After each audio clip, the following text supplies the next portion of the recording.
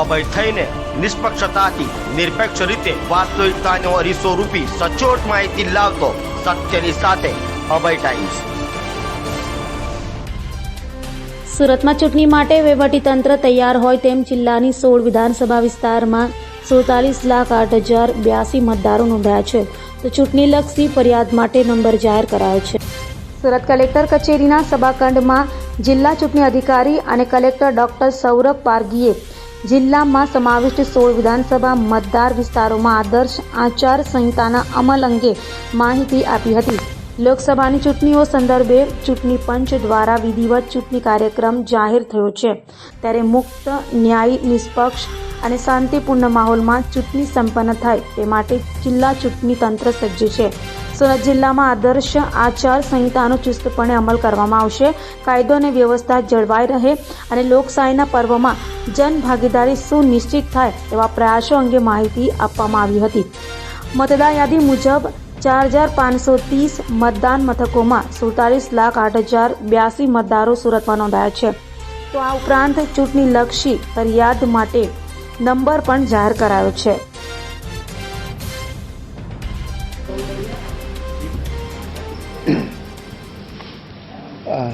સૌ મીડિયા મિત્રોનું ને આવકારું છું અને આજની આપની પ્રેસ કોન્ફરન્સ આપણે સૌ જાણીએ છીએ કે આજે જે લોકસભાના સામાન્ય ઇલેક્શન્સ જે છે જનરલ ઇલેક્શન્સ 2024ને આજે ઇલેક્શન કમિશન દ્વારા જાહેરાત કરવામાં આવી છે। આ અનુસંધાને એટલે કેટલીક મોડલ કોડ ઓફ કન્ડક્ટ જે ચુનાવની આદર્શ આચાર સંહિતા જે છે એ હવે અમલમાં આવી છે અને આના અનુસંધાને જે સુરત જિલ્લામાં ને લગતી કેટલીક બાબતોનું હું આપ સમક્ષ જે છે પ્રસ્તુત કરવા માગું છું। જે લોકસભાની સામાન્ય ચૂંટણી 2024માં જે કાર્યક્રમ છે એમાં જાહેરનામું બહાર પાડવાની તારીખ છે 12 એપ્રિલ। એમાં ઉમેદવાર પત્રો ભરવાની છેલ્લી તારીખ છે 19 એપ્રિલ શુક્રવારથી। ઉમેદવારી પત્રોની ચકાસણીની તારીખ છે 20/4/2024। ઉમેદવારી પત્રો પાછા ખેંચવાની છેલ્લી તારીખ છે 22/4/2024।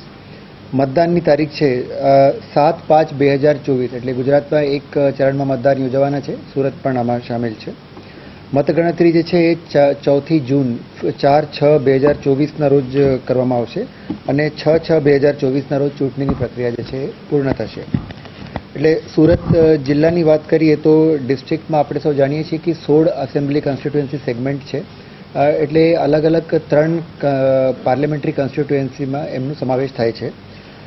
24 સુરત જે પાર્લામેન્ટરી કોન્સ્ટિટ્યુએન્સી છે એમાં 155 Olpad, 159 Surat East, 160 Surat north, 161 Varachha road, 162 Karanj, 166 Katargam અને 167 સુરત વેસ્ટનો સમાવેશ થાય છે।